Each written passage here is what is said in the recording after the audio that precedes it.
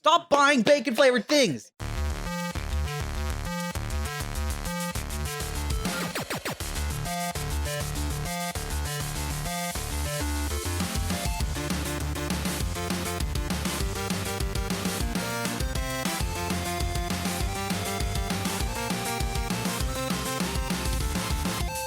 Hey, welcome to episode 159 of Front Seat Gamer. I'm here with Paul. Hey. And Blake. Hey, Nick. How's it going, guys? Pretty good. Good. Good. You guys been playing stuff? I've been playing Cyberpunk. Oh, dear. I was playing... That's it for this episode. I kind of feel like that with Cyberpunk. Well, I've also not been playing a lot. I played a bit more of Despot's game, but I haven't been playing a lot more since. I played some Despot's game. We were just briefly talking about this before the podcast. $35 on Android to get the full version. $35 New Zealand. Yes. That's a little rich for my blood for an Android game. Yeah. I was enjoying it. I tried the Brawl mode, which is their PvP version. Oh, you have that on the free run? Yeah. And after like 4 or 5 humiliating losses, I did a victory run. Oh, nice. And I realized now it might just be me, but the game balance seems a little wonk. So I really... Cultists seem busted. Cultists seem very, very, very strong. Interesting, because I thought gunners were very strong. Okay, yeah, that is interesting. Now I went with like a run where I had cultists. For those who are not familiar with the game, their special ability is when you get 3 of them, and you have at least 3 different kinds of cultist weapon equipped. Yep. They will summon these giant tentacle monsters, and the giant tentacle monsters have like about 1200 HP. It sort of depends on the level of the summoners. Yeah, they scale a lot with mutations and stuff. Yeah, that was the thing that really took them over the top, though, is like you can get a mutation that basically doubles their health. Yep.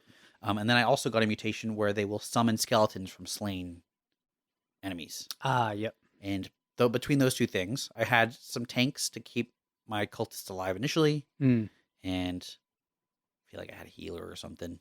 But mostly it was the cultists just creating monsters and mowing down dudes. Yep. That was very effective. And the reason I learned this strategy is because that was the thing that kept owning me in previous matches. Wow. Well, so I ran into... I didn't even encounter that many cultist builds, I don't think. But I didn't play a lot of Brawl. I played a lot of the main campaign going into the King of the Hill thing. And there you can get a combination of gunners... which, with enough mutations, just deal absurd damage, and their ability is that everyone gets increased attack speed. Ooh! So they will like blitz everything in the first 2 seconds of the fight. Wow! Yeah.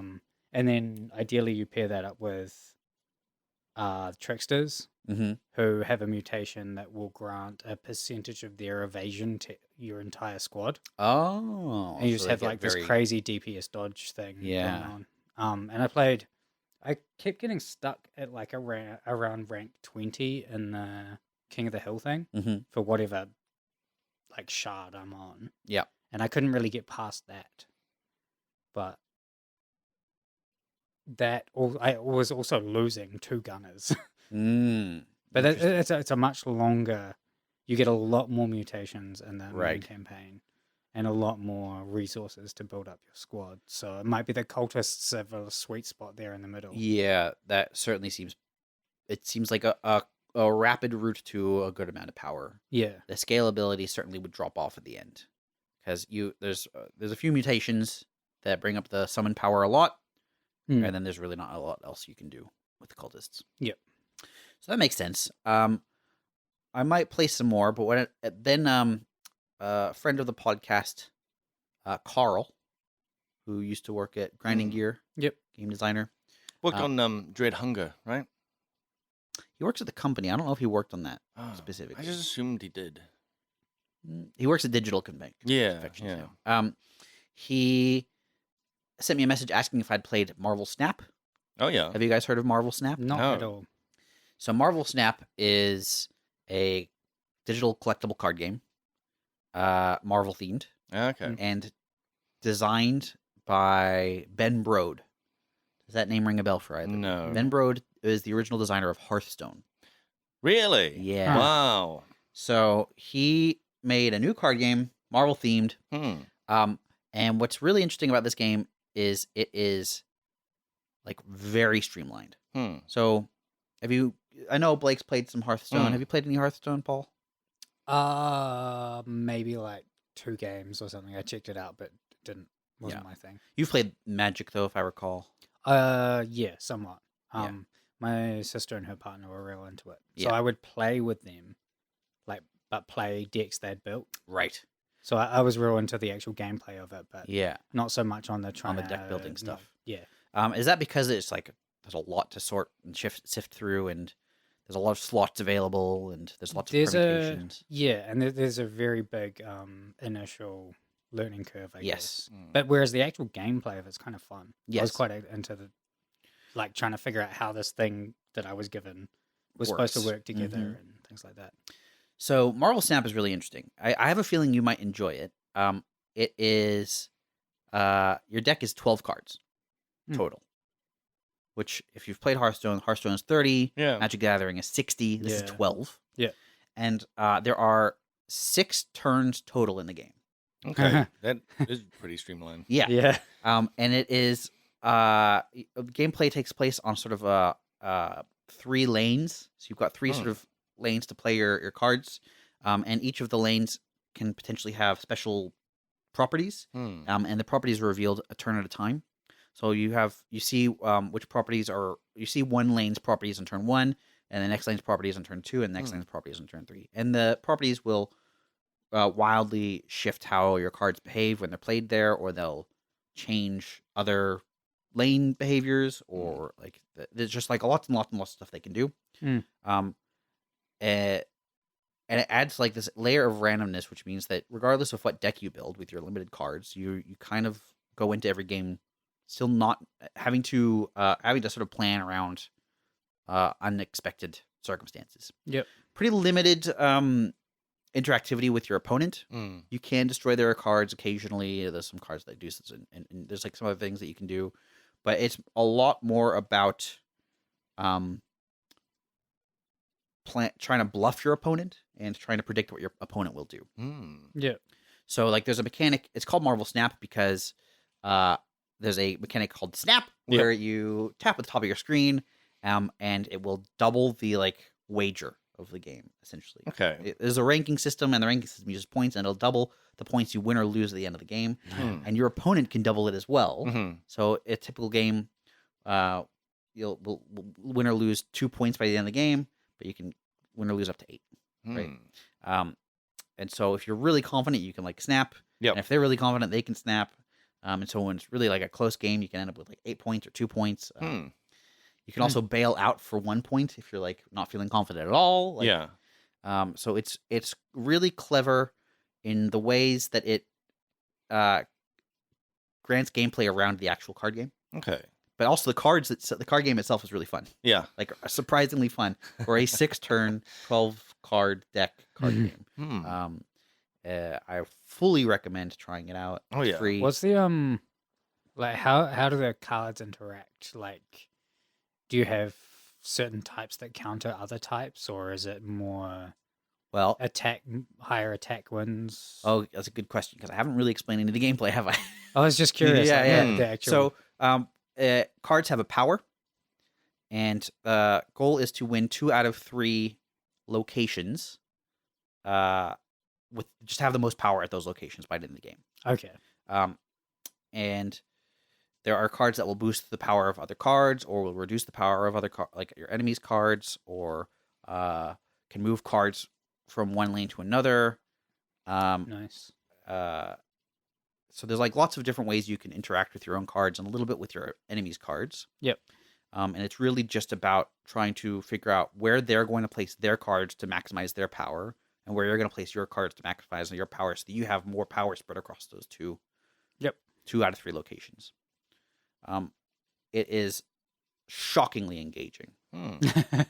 Like a typical game is like 5 minutes as well. Wow. So that's like, Yeah, that's it's perfect. like real This quick. does sound like my kind of game. It's real quick. It's very low commitment.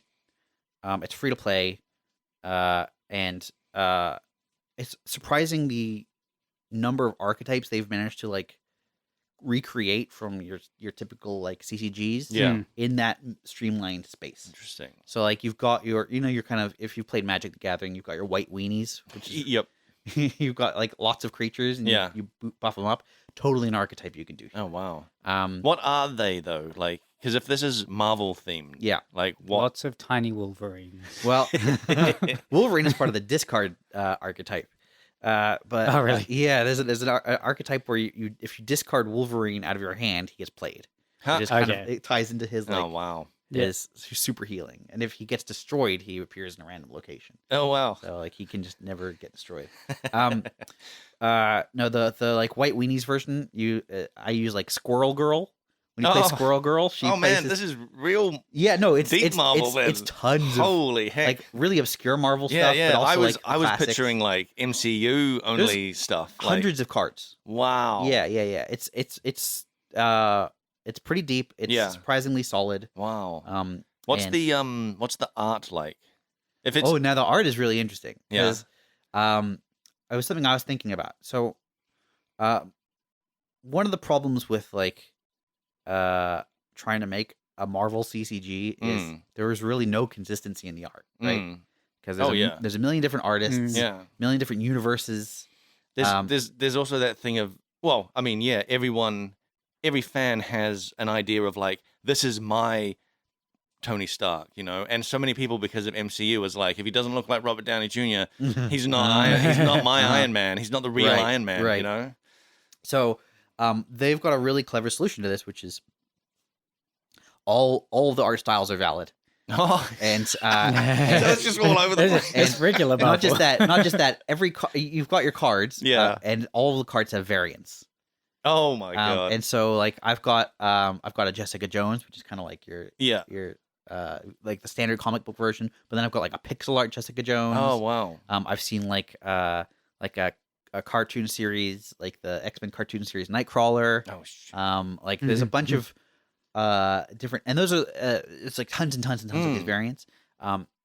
And that's what they're selling essentially, is like the cosmetic variants of the cards. That is, are they brilliant. entirely cosmetic and the variants? So it's again, this is why it's kind of an interesting strategy they've chosen. It is entirely cosmetic in that like the cards function exactly the same. However, the way the progression system works in this game, as you're playing with your deck, you're earning these things called boosters, which are granted on a per card basis. So let's say I play a game with Iron Man, I might get 6 Iron Man boosters, and at a threshold of 5 boosters, I can level up my Iron Man card, and the background goes from like a flat card to like a 3D card. So like the Iron Man on the front sticks out, and if I tilt my phone, I can sort of see the background. Oh yeah, that's cool. And if I get 10 boosters, then he animates a little bit, like maybe his hand moves a little bit. And if I get 20 or 30 boosters or whatever, the name becomes like shiny, and you can keep upgrading each card like incrementally with steeper and steeper costs, but it requires you to play, and there's like a secondary cost, et cetera, et cetera. And all of this also earns points towards your collector level, and your collector level unlocks more cards. So the way you unlock cards is by leveling up the cards you already have. But variants count as separate cards for advancement. So if it gets like prohibitively difficult to level up an existing card, I can switch to a variant and play with that instead, and have a slightly easier time leveling that up. So that's where it's kind of clever in that they've sneakily snuck in some power in their cosmetics. It's not true power. Like, it is just progression speed up. Yeah, Really. exactly. But only if you realize you can use it like that. Otherwise, someone might just be but you're a game designer. You can pick out these things. I'm sure other people would be like just drilling down on the one card. They're like, I'm just going to level up this one card and not think about realize the variant. As your collector level goes up, Yep. do you unlock more powerful cards, or is it just different cards? It's sort of both, just by virtue of the type of game it is. Yeah. So, like for example, you've got like some vanilla cards. Like a Hulk card is like a 6 cost that has 12 power, and it has no other stats. It's just that's all it does. Yeah. But a Magneto, I believe, is like 6 cost and 12 power, and then it has like an effect. And the effect can be positive or negative, but the effect is usually positive. So there's kind of an inherent like boost to power in that like some of these archetypes are kind of better than the vanilla ones you start with. Yeah, which is pretty typical of a CCG. You kind of want to get better cards as you're playing, or at least you want to see some clear upgrades. I was just wondering what the real consequence of that being able to boost your collector level up was. Which it still doesn't sound too bad if it's like the same power for the same cost, but there's one upside. Yeah, it's not too bad. The other part of this is you have no control over what you unlock. Yeah. So that is both a positive and a negative, and along that axis at least. Like, I can't power my way through to the best deck archetype I want because there's no guarantee I'm going to get all the key cards I need. You are just sort of granted. Though I think there is some limitations or some guidance on which cards you unlock, but it's not. There's still some randomness there. So what I mean by that is, as I'm unlocking cards, I started getting like cards that were kind of clearly signaled for a discard deck archetype. Yeah. But I know that like the cards I was getting were not the same as the cards that Carl was getting. So he would probably also be getting discard deck archetype cards, but not necessarily the same ones. Right. Yeah. So it seems like the game is tuned to introduce archetypes over time. So you start off with kind of simple, predictable archetypes you can kind of understand as a new player. It's like, oh, I get this. This boosts my other dudes. That makes sense. Oh, this one is about destroying cards. Like that makes sense. Rather than just like throwing all sorts of stuff at me. Which is probably good because you can't really use any one of those things on their own. Exactly. If you get just like one card. Exactly. It's very cleverly done. So I think what it probably has is like there's a pool of cards that is unlocked based on your collector level. But the pool is larger than the number of unlock slots. So you're always guaranteed to like miss out on some, basically. At least until later on or whatever. So yeah, it's quite interesting and cleverly done, especially as a new player experience. It means that you're not like overwhelmed. It means it's semi-guided but not entirely guided. It means you can't like zip over to like the meta deck immediately. But that also has disadvantages in that I at least so far have not found a way to craft a deck I want. Is there any type of craft anything? You can buy variants. I have to check. In fact, I could probably check now. I think because like Hearthstone, right? You would dust your cards and you can craft whatever you want. Yeah. I don't think it's quite the same. However, I think you can use. I'm just to double check this because I don't want to be wrong. But there's like a premium currency of gold, which you also get for free through like Battle Pass and stuff like that. But that's good. And there's also like a paid Battle Pass. And, yeah. So there's like a few ways of monetizing for them. But I think the variants that you can buy are not limited to cards you have. Oh, maybe they are. Maybe they are, because I don't see any cards I don't have. Okay. So to answer your question, I don't think you can force craft anything. At least not yet. I also couldn't find a way to play with a specific player. Oh, right. Which is interesting, because I found out that is weird. Yeah, I found that I have an ID. Like it generates an ID for me, so I suspect it's planned functionality. Yeah, but so far I couldn't do PvP against you, for example. Right. Yeah. How old is this game? Maybe a week and a bit. Oh shit. So it's very new. Fresh. Yeah. So they could be easily a thing they add at some point. Yeah. Yeah. But really, like, if you like CCGs, and especially if you want to see like a stripped down version of a CCG that is still really fun, definitely try it. It's really it does sound like me. Because also I like generally playing things more than planning. Yeah, I'm willing to spend some time planning. But that's my issue with Magic as well. There's got to be some actual gameplay. Yeah, my issue with most CCGs has been that like I don't like making new decks. Yeah, if I get a deck idea, I'll build the deck, and if it sucks, it's like a real bad time. Yeah, or if it's great, then like it's great, and I don't want to like experiment too much because it's just kind of a hassle to build a new deck. This is 12 cards. It's so easy to make a new deck. And so like I made like 5 archetypes real fast, Oh, and wow. like as I get more cards, I just kind of swap them in. So you are getting that because you like drafting, I do like drafting, right? yes. So But you there's no are, draft mode. but you are getting cards as you progress. Yes. Like so you that is kind of like a draft thing as you go, right? No. Because you said you're swapping them in, so you're like building. I'm building the decks, Yeah. but it's not like I get a choice of what I unlock. Like part of the Oh, you part of just what get it. You don't choose. Yeah. There's no like here's 3 or 4 No. cards and you No, have no, to no. choose 1 or 2 of them. No, it's just like here's your new card. Oh, okay.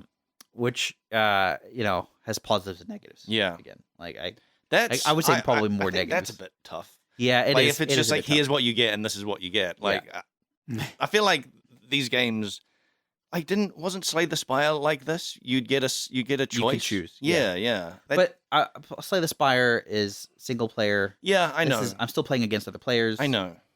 Um, I can't remember if Hearthstone had that or not. Or was it? No. Well, it depends on the mode. Yeah. Yeah, I mean Hearthstone had the drafting mode anyway. Hearthstone sold you boosters, and you would Yeah. get boosters, and you would just get whatever was in You the just booster. get what was in them. Yeah. So this doesn't have boosters. It just has you get a card You just based get on your a card, collector level. Yeah. What about doubles? Do you get? I've yet to see any doubles. I think variants are their solution for doubles. Yeah. Okay. Although Eventually, you're gonna run out. Yeah. Of variants.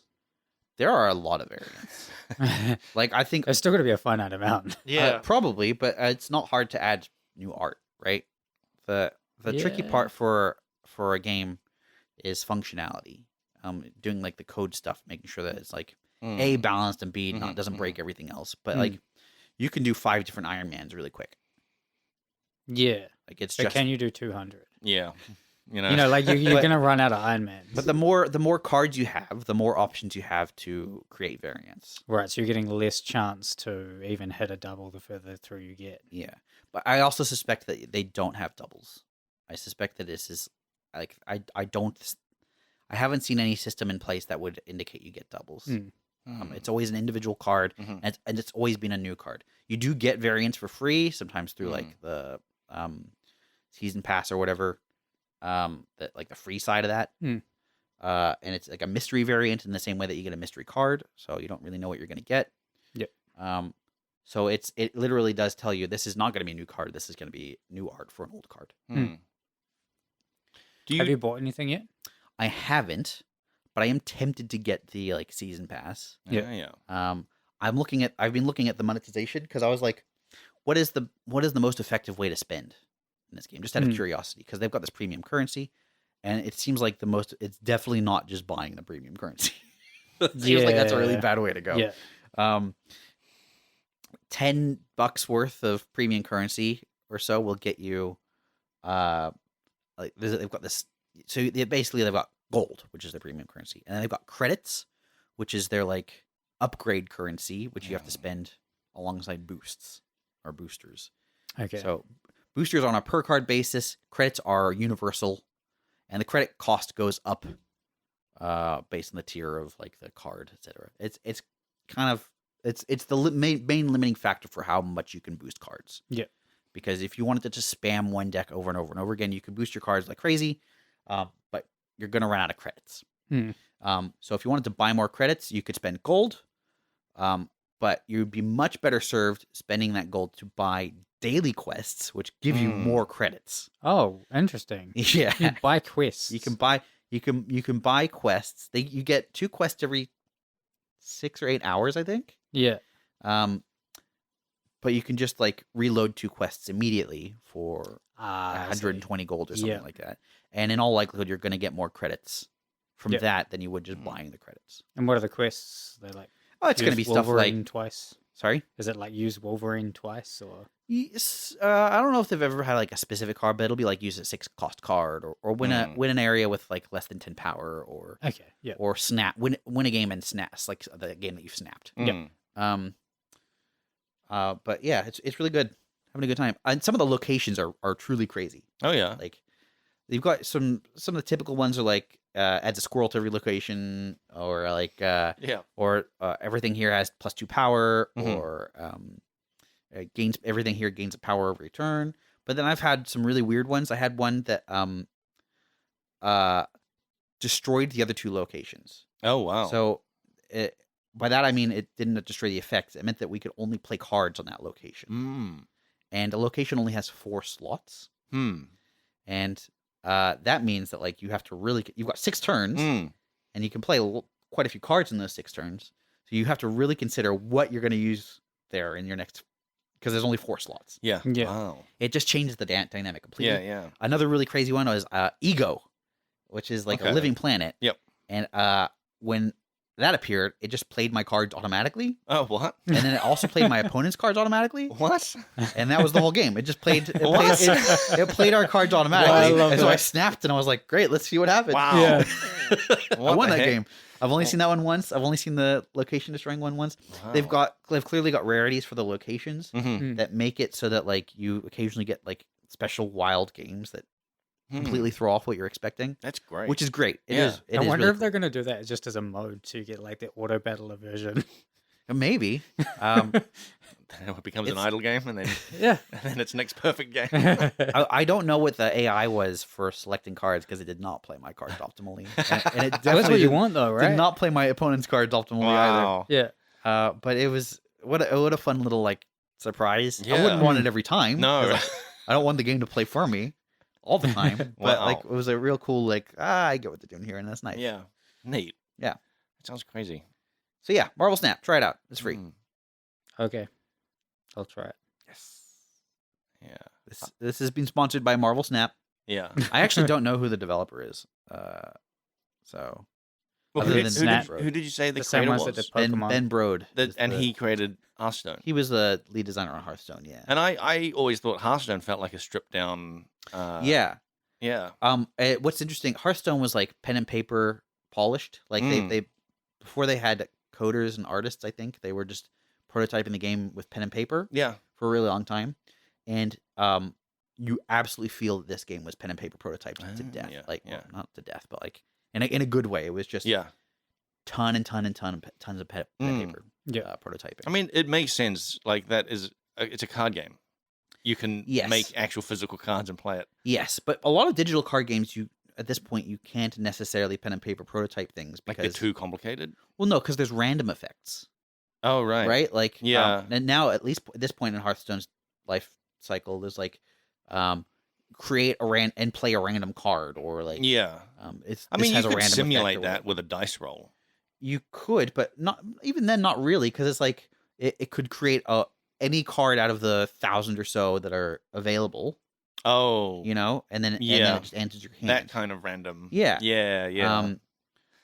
And so you can't pen and paper prototype those sorts of effects very easily. And there's also a lot of data tracking as well. Yeah. Like if it's adds +2 to 3 random dudes out of 6 or whatever, Mm. you have to like Oh yeah. figure out how to Yeah. randomly disperse that and then track that.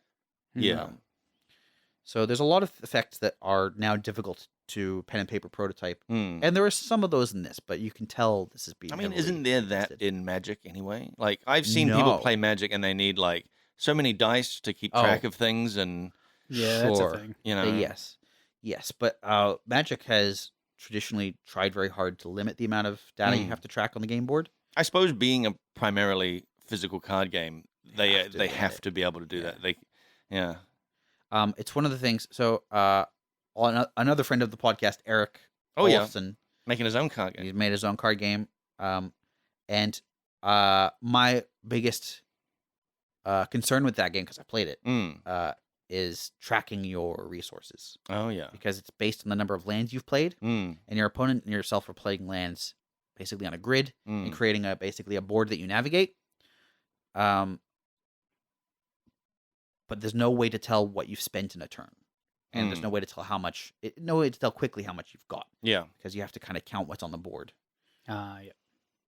and then keep track of what you've started with and what you've spent in a given turn. Mm. So it's a tricky.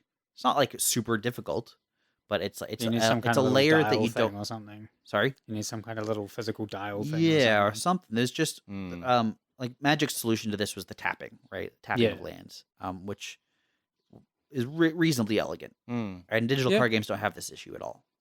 Yeah. So Because you can't click them anymore. exactly. Yeah, that is an interesting problem. Yeah. If that was on PC, it'd be much easier to track because Yes. it would It just happens know. automatically. Yeah.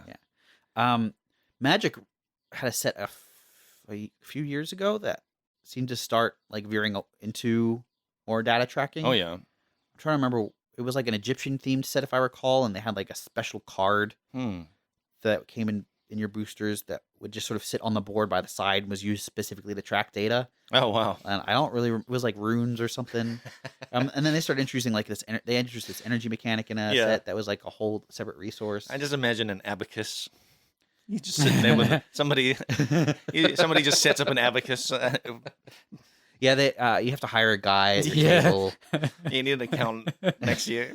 So yeah, that's how much mana do I have? that's what I was playing. I played, like I said, I played some Despot's game. But we kind of covered that. Blake. Yep. How's Cyberpunk? Dude, I'm having a blast with Really? Cyberpunk. I'm enjoying it so much. When we last talked about it, I had I hadn't fully gone. Like I think I mentioned I was going into the swords and using a katana instead of guns. Yeah. And so I was only starting down that track, and now I've gone fully all the way down that track. I've put so many points into reflexes, which like boosts your speed and like your like damage with blades and all this kind of stuff. And my maneuverability is insane. Like it's out of control. And I've got a implant that gives me double jump as well. Ooh. So I'm flying from rooftop to rooftop. I can also slow down time as well. So when I fight people, I just slow down time and then sprint around hitting everyone. And I have an ability where when I do damage to someone with a blade, I get a boost to my speed. And so every time, and it stacks up. So like every you can time just I cut hit your way someone, through the battlefield. I just like blast through, and then by the time the time like the slowdown time goes back to normal, all the people just fall to the ground. That's cool. And That's it's really so much fun. All right, I kind of Like I'm actually like I'm going around the map. Like when I first played, I ended up avoiding a lot of the side missions because I found them repetitive, and they basically are, because you just go in there and kill everyone. Yeah. Like that's pretty much it on pretty much all of them. Like some of them you're supposed to go in there and like steal something, but really you just go in there and like kill everyone and then take the thing. Yeah. Like that's kind of it. Yeah. And I started avoiding those because, like I said, I was playing the sneaky build that was like just not fun. Yeah. At all. But now I'm going out of, I'm like looking on the map being like, where are the nearest like ones around me? Because I just feel like a murder machine that just cannot be stopped. And what's interesting too is like I think that is kind of having some effect on the main plot. Okay. Because I did a mission, and I was at this point I was like I had all my double jump and slow down speeds, and I had all this, and I did a mission that originally was really tough because of my sneaking around and stuff. And so now I'm running into missions that are so much more easier, and I remember doing them in the past, being like, oh god, this is going to be a tough mission, and now I just blast through them. But I did a mission where I just defaulted to just killing everyone because it's fun. And then afterwards, one of the main characters were like, "Did you have to kill everyone?" And I was like, "Well, they left." I was like, "They left me no choice." And they're like, "I don't know." And she's like, I just need some time alone to think about things." And I'm like, and I walked away from there being like, "Oh my god, am I a monster?" I mean, yes. And then what you've described is the activities of a monster. Yes. Especially because in that particular mission, I actually could have just done other options. Like I had dialogue options to not kill a person, and I chose to kill them. Yeah, that'll have an effect. Sure. Yeah, and so I walk away from that being like, Am I the bad guy? And you are the bad guy, You know? yeah. And then of course I open up my map and look for the nearest like side mission. Well, where I can just murder here I go everyone. killing again. Yeah, going to killing. But it's so much fun. It's great. I'm loving it. Good. Yeah. So I actually reinstalled Cyberpunk Oh yesterday. Yeah. And haven't had like a good go at it yet. But I don't know. I've got like PTSD about all the bugs from the first playthrough because I got to the like start of the game and that first mission you're doing with Jackie to get the girl. Yep.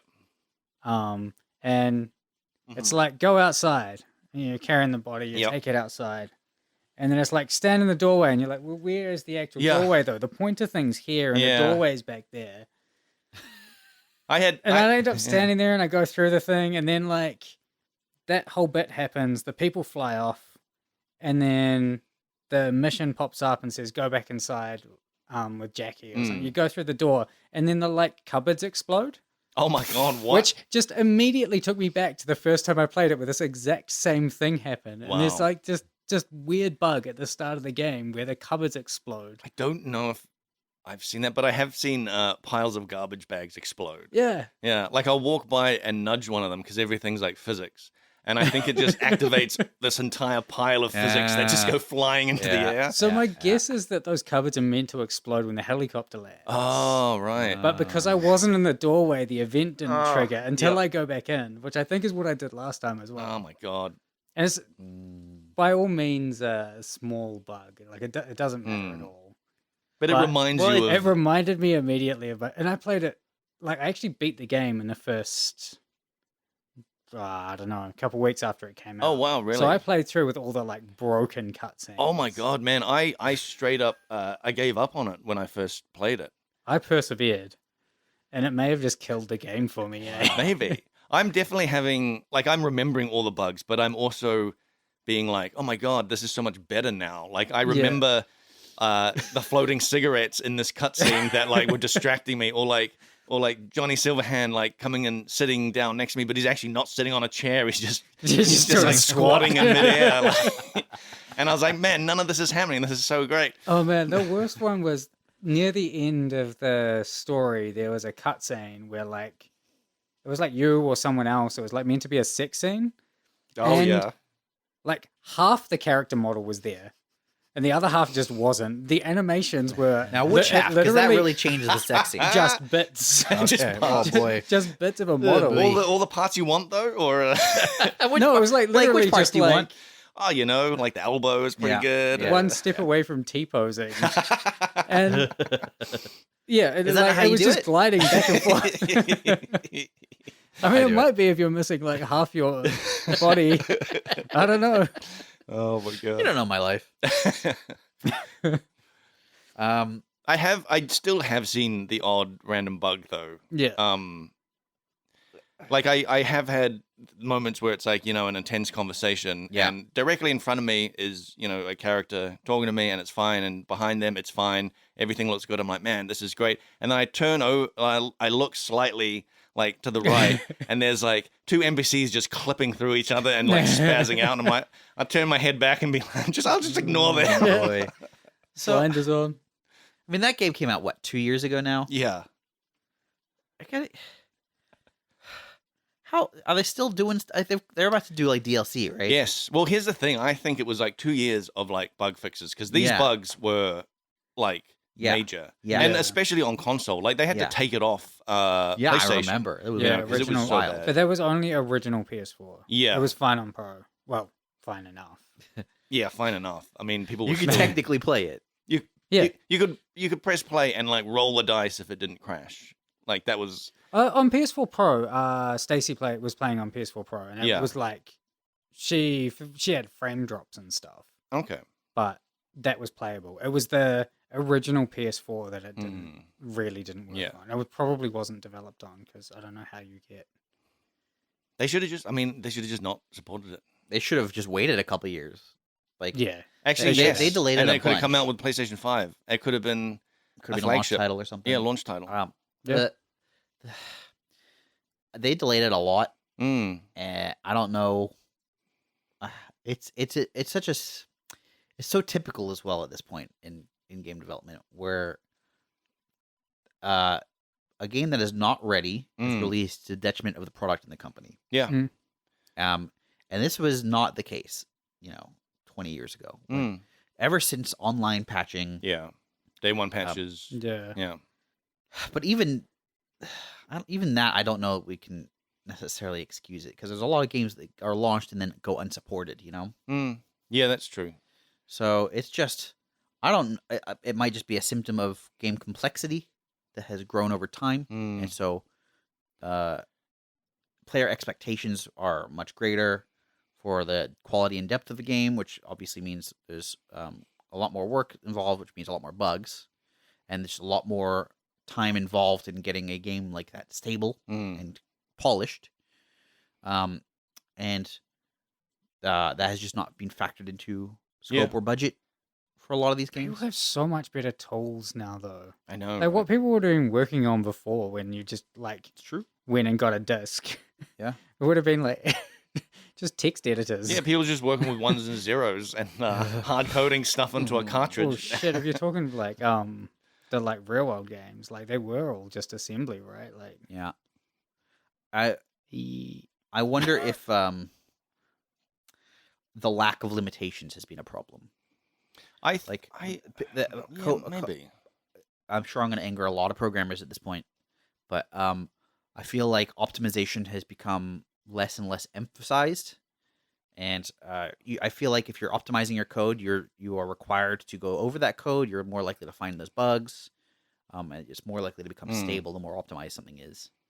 And with a lot more power in hardware and a lot more room for storage, optimization becomes less and less and less important. And so you end up with just kind of worse, less stable code that is rushed out the door because of budget and time constraints as well. Yeah, I feel like it's probably more budget and time constraints.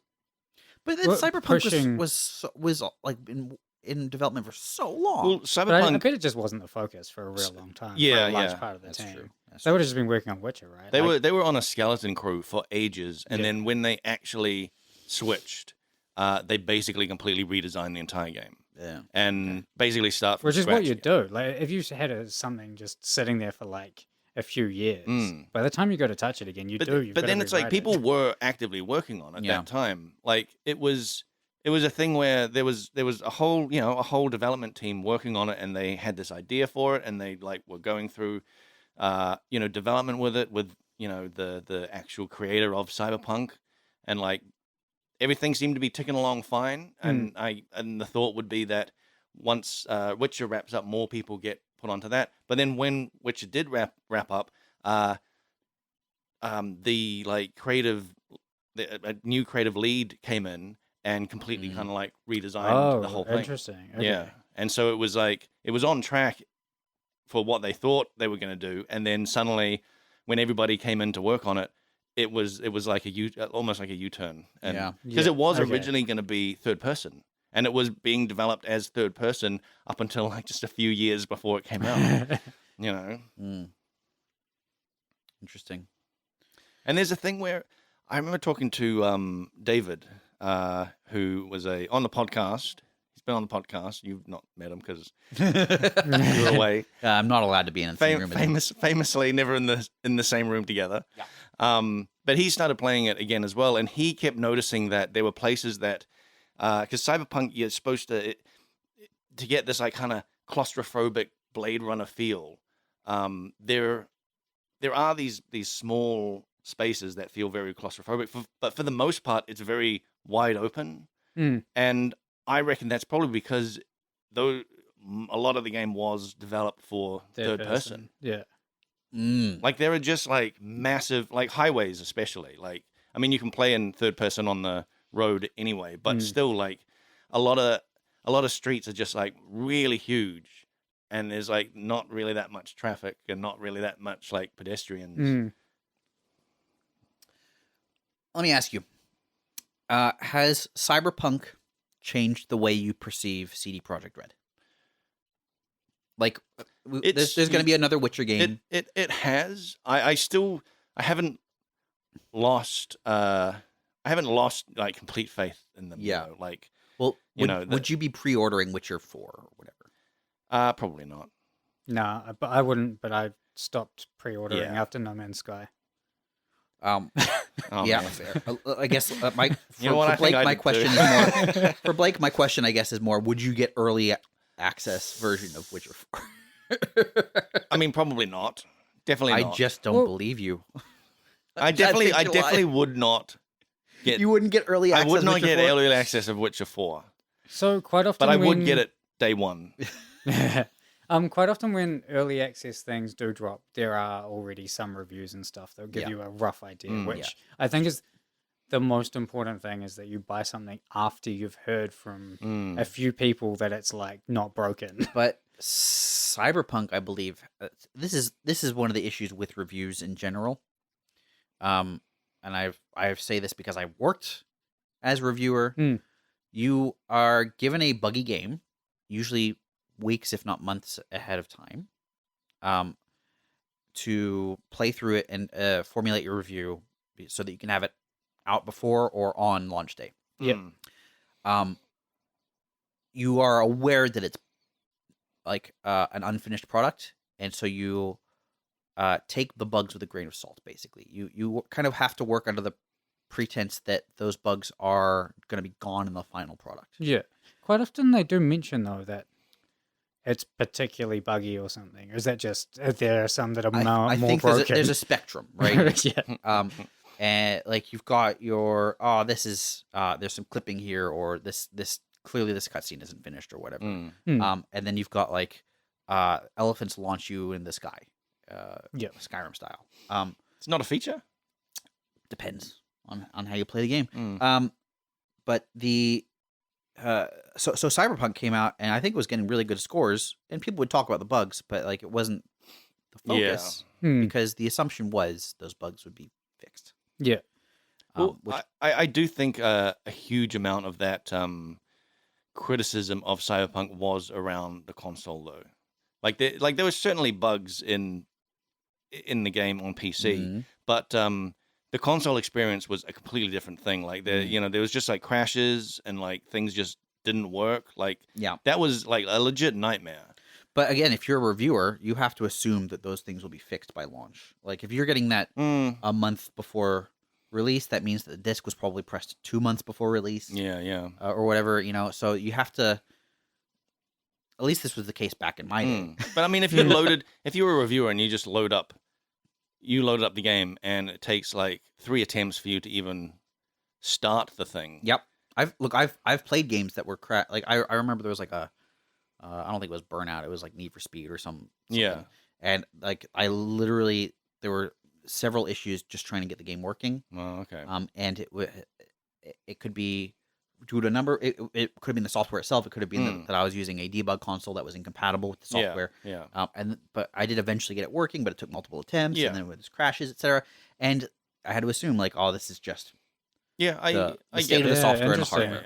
Yeah. I do get it, but I've also seen reviews where the reviewer has said, maybe they'll fix these bugs, but it's only like 2 weeks till launch or something. I think it's changed a little bit now that everything is digital.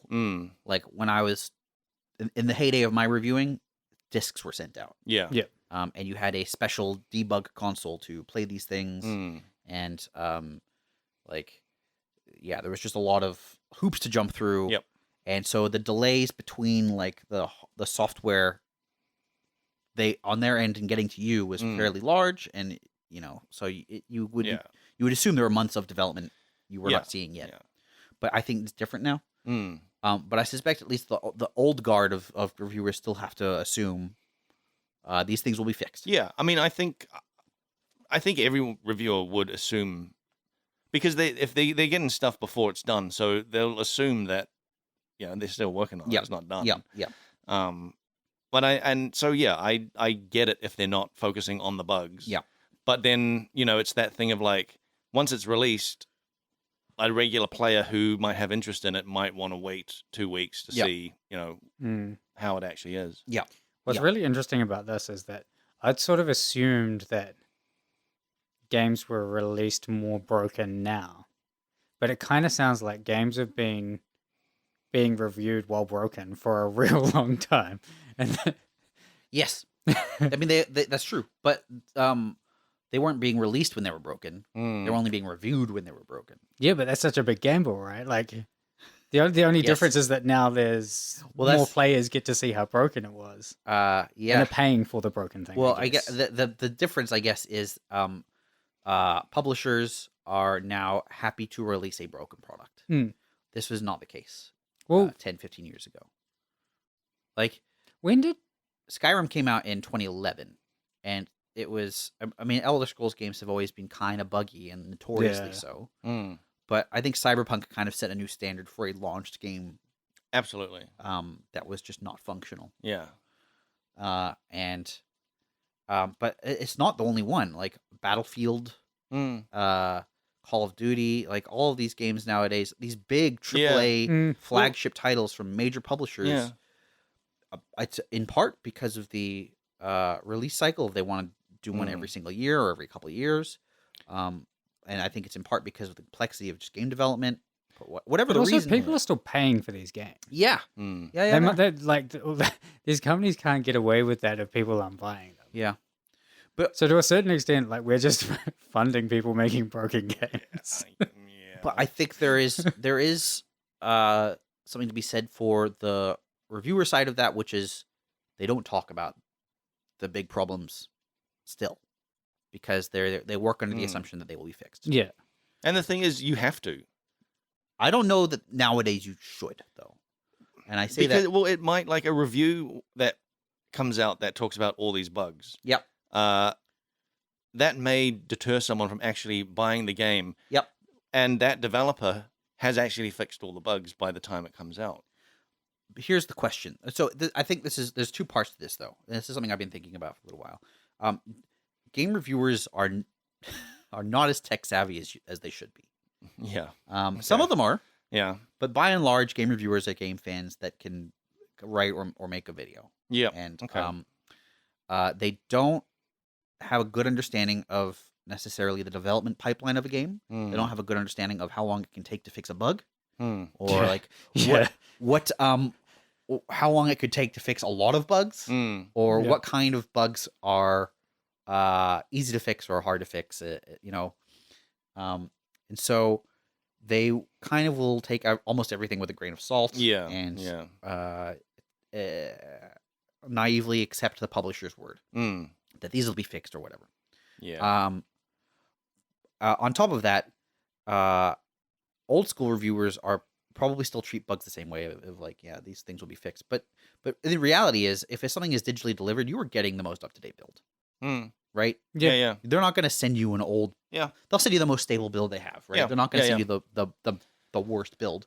So if you're seeing tons of bugs and it's crashing and it's unstable and it's 2 weeks from release, that's notable. And if you know about game development pipelines, you know 2 weeks is not necessarily enough to get all of that stuff fixed.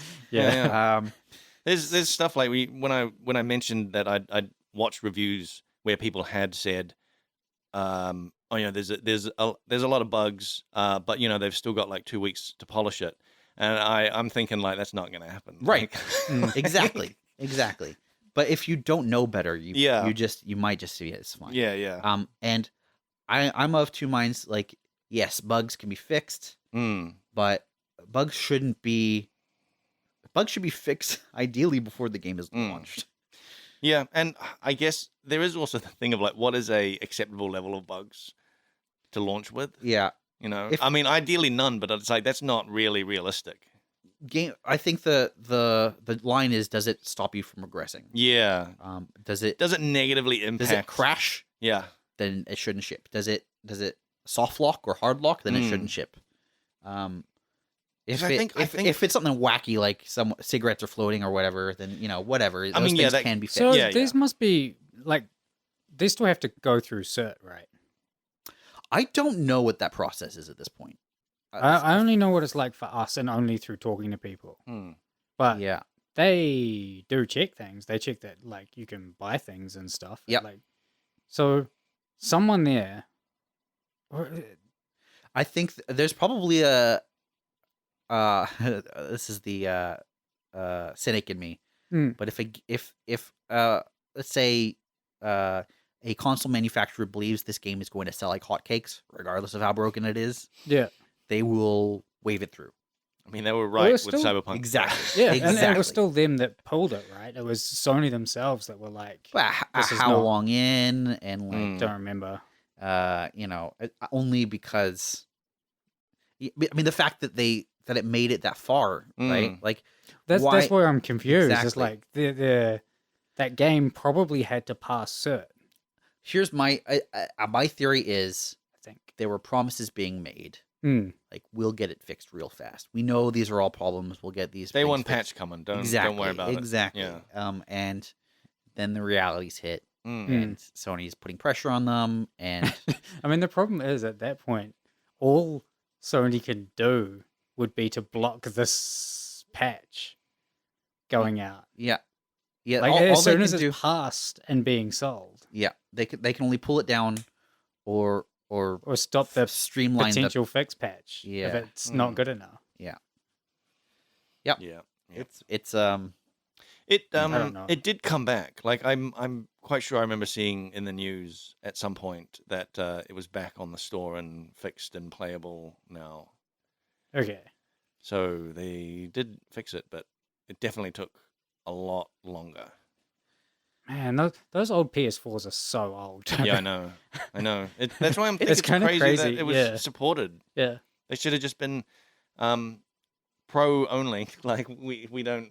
I We don't know don't if you can support lower. do Pro only, but I'm guessing it would have been fine to just do PS5 only. Yeah, absolutely, just PS5 only. Because PS5 came out When did before Cyberpunk launched. it? When did Cyberpunk came out? Like Ooh, it's 2 years fine. ago. It was I real don't know. close. I'm pretty sure I played it on PS5, the PS4 version, Oh wow! and okay. Stacey was playing on Yeah, PS4 Pro. yeah. Mm. It's interesting too because like I thought CD Projekt being like self-published wouldn't have pressure from like publishers. I believe they're a publicly traded company in Poland, Okay. so they would have pressure from the board and shareholders. yeah, They would someone up at those senior levels is going, we have spent so much time and money on this. Mm. It makes no financial sense to keep doing this when we Mm. know we can just turn a profit on this right now. yeah, Which may be in the right decision financially, but was probably the wrong decision for the company's reputation. short-term gains. Yep. Yep. The other, of course, that's the other thing. Like if you have a quarterly report to report, and if you're a publicly traded company, that's very important. Mhm. You want to make sure that you hit those deadlines. Yeah, Got to get those stock bonuses. So, yeah, modern gaming is weird, huh? yep. Yeah. Well, let me ask you. We're pretty much Yeah. out of time, but I've got a question for both of you, which is, what game are you most looking forward to next? I don't have one. You don't have one at all? I don't have anything on the horizon that I want to play. Okay. I was trying to find one the other day, and For me, it's definitely Tears of the Kingdom, Wait, what's that? Zelda. Oh, Two. right. Yeah, of course. It's funny. I didn't even know. I just been calling it like Breath of the Wild 2. Yeah, I mean, sometime. It was only announced. The name was only announced, the day after the Queen died, and was Oh, not, Tears of the was not announced in the UK. so good. Yeah, Yeah, that's uh, some extreme marketing that yeah. Nintendo did there. Like, yeah. I mean, imagine if like Lord of the Rings: The Two Towers had come out after 9/11. oh yeah, oh yeah, yeah. yep. Even though it didn't, it was still It was a bit iffy. yeah. People were still like, oh, that name. Yeah. I think I'm looking forward to the next Elder Scrolls. The one that's like still 5 years away. Oh, yep. The one that no one knows anything about. No one knows What- anything about. But I'm also What about Starfield? yeah, but Least convincing, yeah. Yeah. it's like yes, but I'm not like sitting there going, oh man, I can't like counting the days. That game just does not look good to me. I think it's the shooting. Yeah, I think I don't care about shooting in Bethesda games. I think I need to see more of it. Yeah. Like I don't know. Like I watched like that trailer. I just don't know what you're doing. Like it just looks. To me, it looks like a better Fallout looking in No space. Man's Sky. What's that? Yeah, Fallout in space. yeah, Fallout in space. Yeah. And also, talking about bugs affecting your excitement Yeah. of games. Like Bethesda to me is the same kind of feeling of like I think Fallout 4 was such a mess, and also what was the 76 was even worse. Hearing about all that, I didn't play that. I definitely didn't play that. Like I just liked watching videos about all the problems with it. Yeah. And so that has definitely tempered my expectations. Yeah. You know? There have been a few developers that have been like large developers with very good reputations that have been on a downward trend recently. And it's certainly worrisome. Blizzard was one of the ones I was definitely thinking of. Yeah. CD Projekt Red. Yeah, I think CD Projekt Red is getting it back. Well, we'll see. We'll see. I mean, they just released some numbers for Cyberpunk, and they've been having like a million daily 14. What? They've released some numbers. Oh yeah, some good numbers. People that watch the show on Netflix or actually played the game. Yeah, it's all because of that show on Netflix, really. So that just means other companies looking around who are like got some bad PRs, like, oh man, that's it. We need a Netflix make a show. show. Just make an anime and then we're good. I mean, it worked for Riot as well. Yeah, that was fun as well. Yeah, like I'm excited for Riot's MMO of knowing like only watching that Netflix show. The Mario movie coming out. Oh yeah, yeah. Finally, Mario will be popular. Yeah, finally. I'm bummed that he's not. I don't know. My Mario is always Chris Martinet. Who? The voice of Mario. No. My Mario is always Bob Hoskins. Yes. Yes. Yes. Absolutely, 100%. Yeah. All right. That's all we got time for. Thank you guys, as always. If you've got questions, email frenzyquestions@gmail.com, or you can hit us up on Facebook or our many different things, YouTube, etc. YouTube. Yep. Thank you for those who have commented on our background music edition, which Blake sneakily snuck in. Yep, which I've got feedback saying we don't like it, so I'm going to take it out. What was the background music edition? Yeah. Well, the last 2 episodes had lo-fi chill background music. Oh, really? I was experimenting with it because like it had been suggested to me by some people at work. But yeah, I was experimenting with it, and then I was kind of on the fence about it because I didn't know if I liked it or not. And then Rob wrote in, and he said he hates it. So I'm like, all right, that's it. I'm getting rid It's of gone. it. It's gone. So if we're quiet now, you'll actually just hear silence. You won't hear any. You might hear some rain in the background. It will sound like someone is peeing outside my front door. But it's someone peeing right next to Blake. Yeah. It's in fact Blake. Yeah. I drink a lot of water. Blake peeing right next to Blake. All right, we'll be back in a couple weeks. Bye.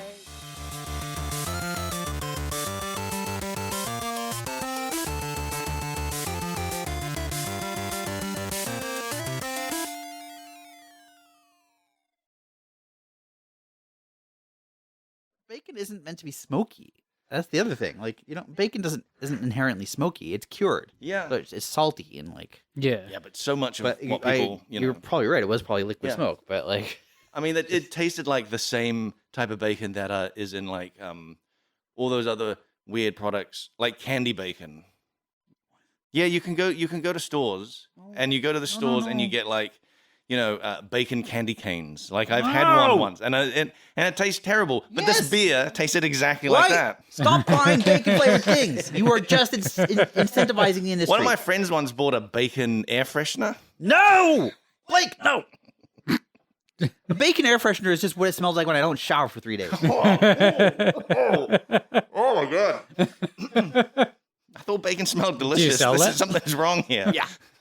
Oh man. Speaking of, have you heard of all the stuff about like the 4090s? Oh yeah. I haven't heard all the stuff. I don't know. Cables just burning. What? Really? Melting the cables. Oh my god. Because have you seen how big they are? Yes. Jesus Christ. They're like twice as big as a normal graphics card. Well, I saw a picture of them like sitting next to the current gen consoles, and they look so it's bigger than the Xbox Series S or whatever. What are we doing? Silly. What are we doing, man? This at some point, I feel like Nvidia should have just gone. Let's let's wait a little bit to Yeah. get the form factor down. Yeah. We don't need to do a biannual release. Like it's not.